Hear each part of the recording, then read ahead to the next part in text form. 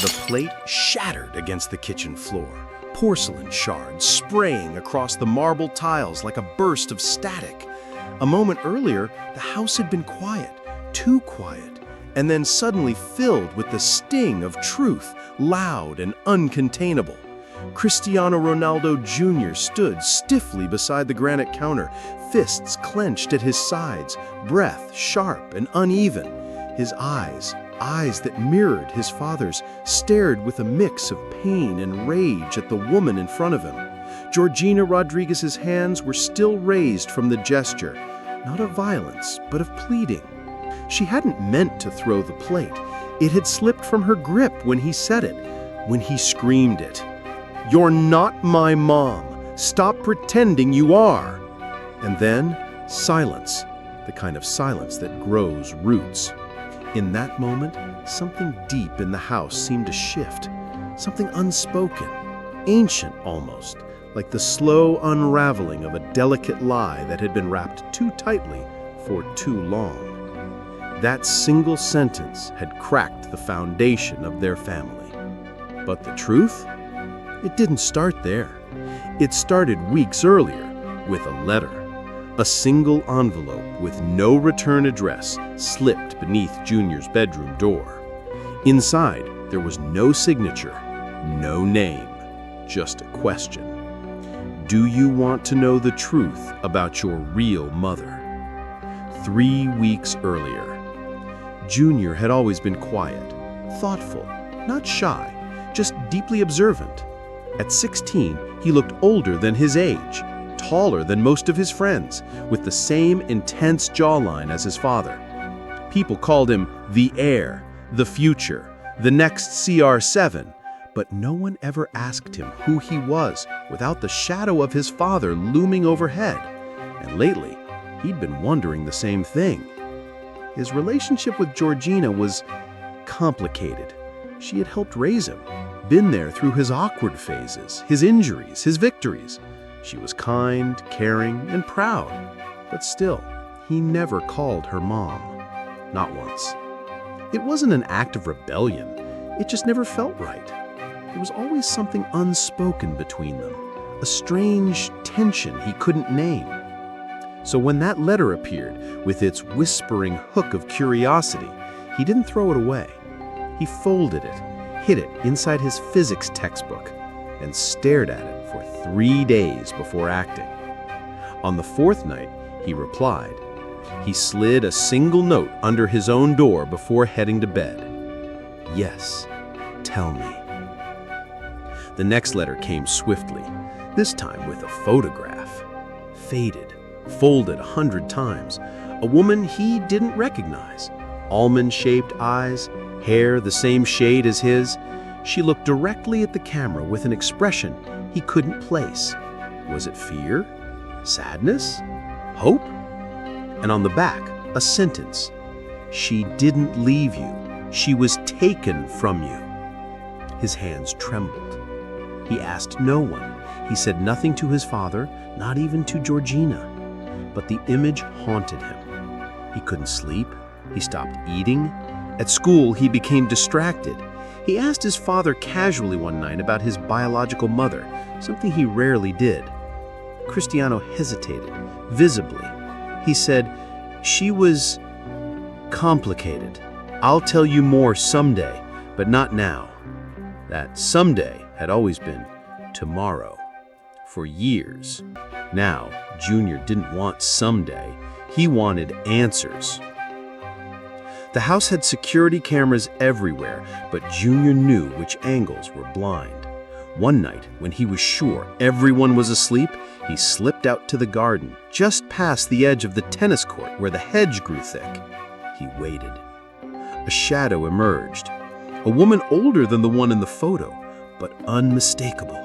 The same eyes, the same mouth. She died believing you'd never know she existed. His breath caught in his throat. He didn't speak. He couldn't.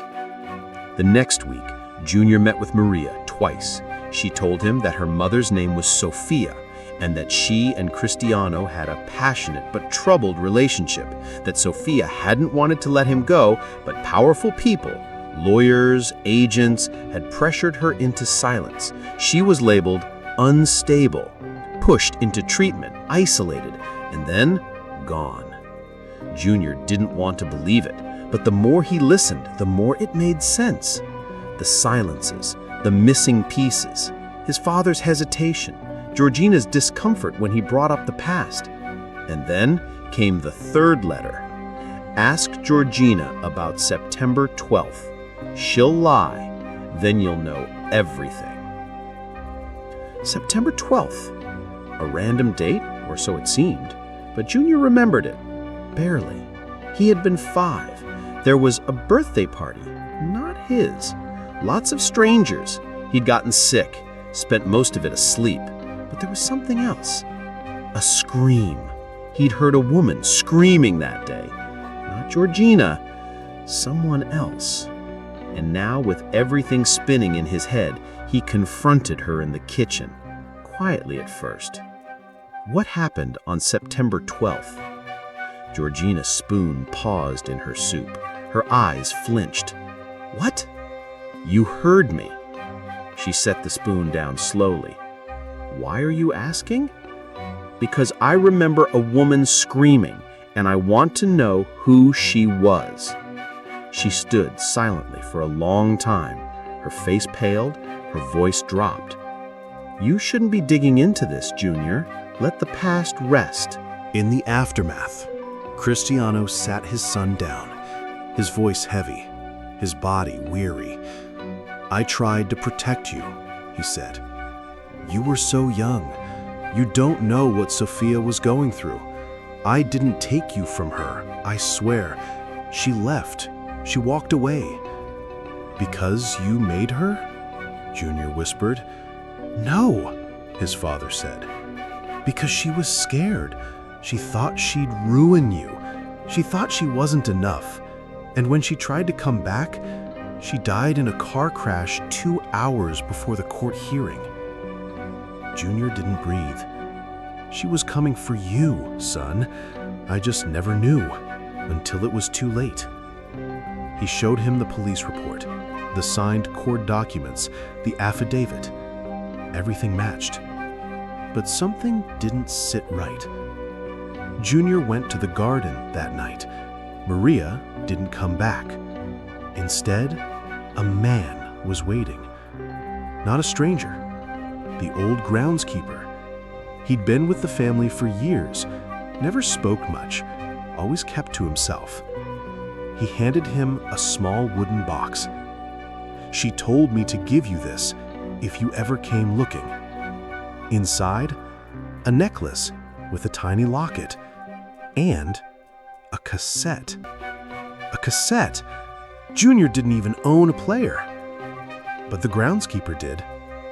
He took him to his shed, dusty, smelled like oil and thyme. They played the tape.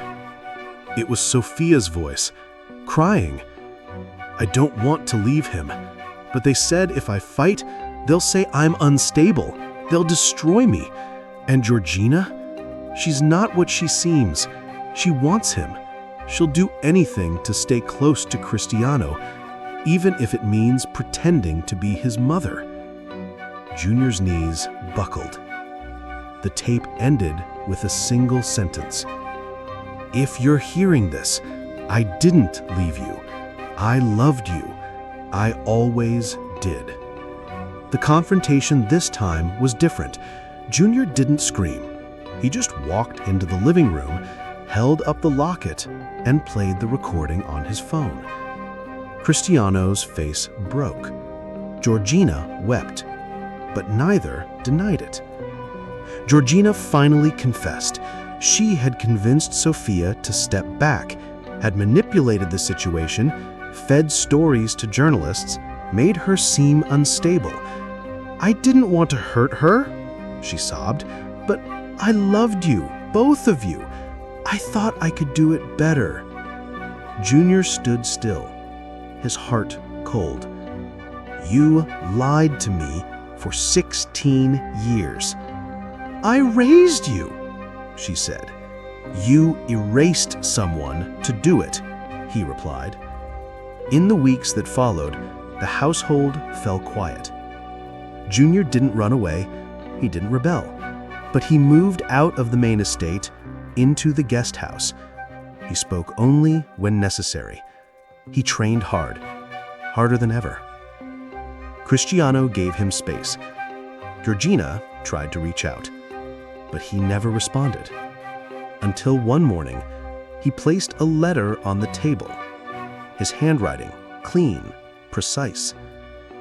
I don't hate you, but I don't trust you. I don't know when or if I'll call you Mom. That word means truth to me, not convenience. He signed it, Cristiano, your son.